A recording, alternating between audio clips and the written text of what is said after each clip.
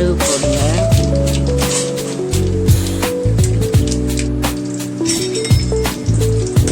Onion போட்டுக்கோங்க.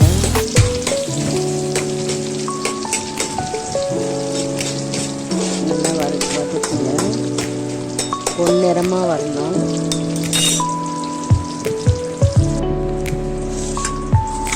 நல்லா வதக்குங்க.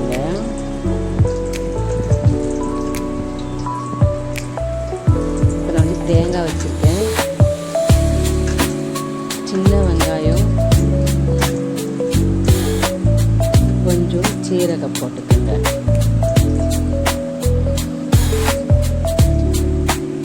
நல்லா அரைச்சி வச்சுக்கோங்க.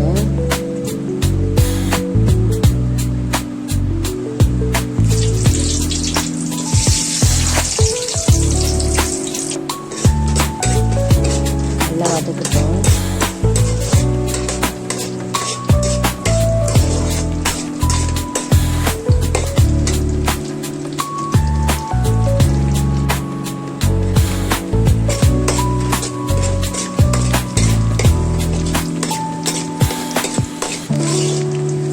கொத்தமல்லி கருவேப்பிலை தான் போட்டுக்கோங்க. எனக்கு இல்லை, நான் போடல.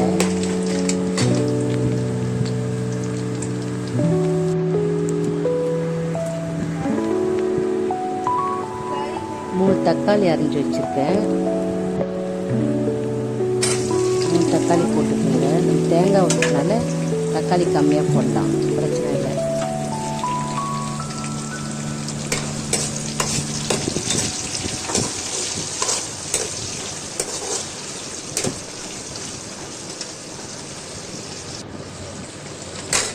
நல்லா வதக்குங்க. கொஞ்சம் உப்பு போட்டிங்கன்னா சீக்கிரமாக வதங்கிடும்.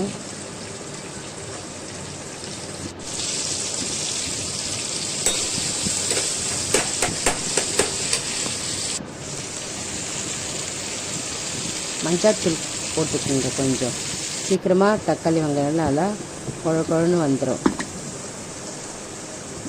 நம்ம அரைச்சி வச்சுருக்கல தேங்காய், சின்ன வெங்காயம், சீரகம், அது இப்போ அதில் போட்டுக்குங்க. போட்டுட்டு நல்லா கலரி விடுங்க.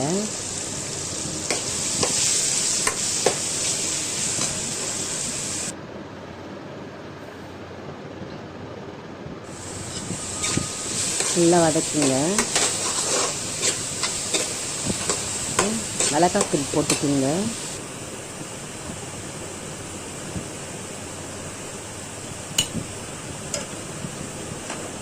நான் ஒரு 4 ஸ்பூன் 5 ஸ்பூன் போடுறேன். உங்களுக்கு தேவையான அளவு காரம் போட்டுக்குங்க.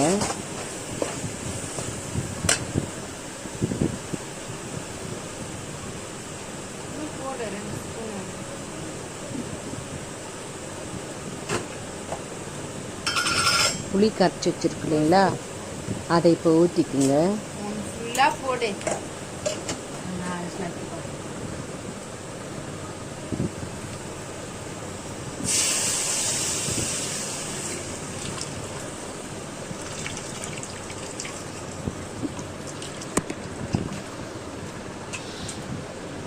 நம்ம தேங்காய் ஊற்றுனால புளி கம்மியாகவே ஊற வச்சு கரைச்சி வச்சுக்கோங்க.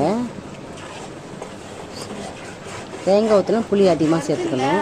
நான் ஒரு 25 கிராம் இருக்கும் அவள் வச்சுருக்கேன்.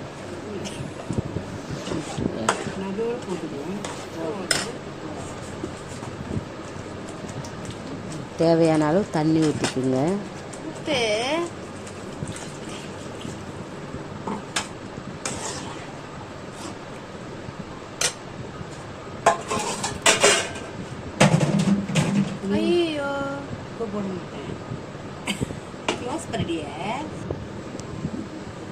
தேவையான அளவு உப்பு போட்டுக்குங்க.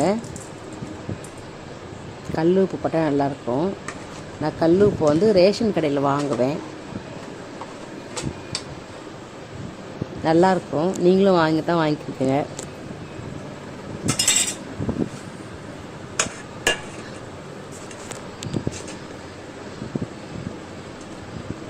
பச்சை மிளகா 2 போட்டிருக்கேன். என்ன 2 தான் இருந்துச்சு. உங்களுக்கு எக்ஸ்ட்ரா வேணாலும் போட்டுக்குங்க. 4 மிளகாய் போடலாம். எனக்கு 2 மிளகாய் தான் இருந்துச்சு, அதனால் 2 போட்டிருக்கேன்.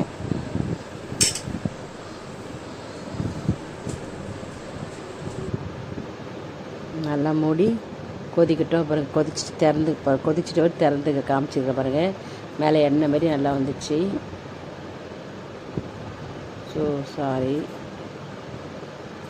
மீன் போடுறேன் இப்போது.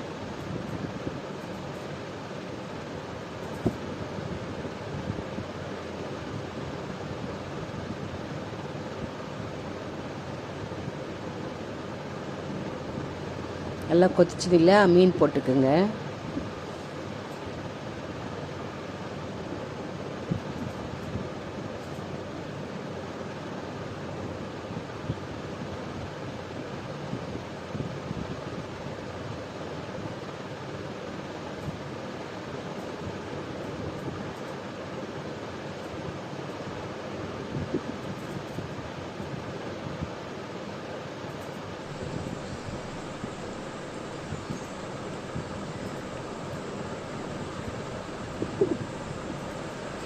நல்லா கொதித்த உடனே அப்போ லெமன் புழிஞ்சு விடுறேன். உங்களுக்கு வேணுன்னா புழிஞ்சிக்கும், இல்லை வேணான்றவங்க விட்டுடுங்க.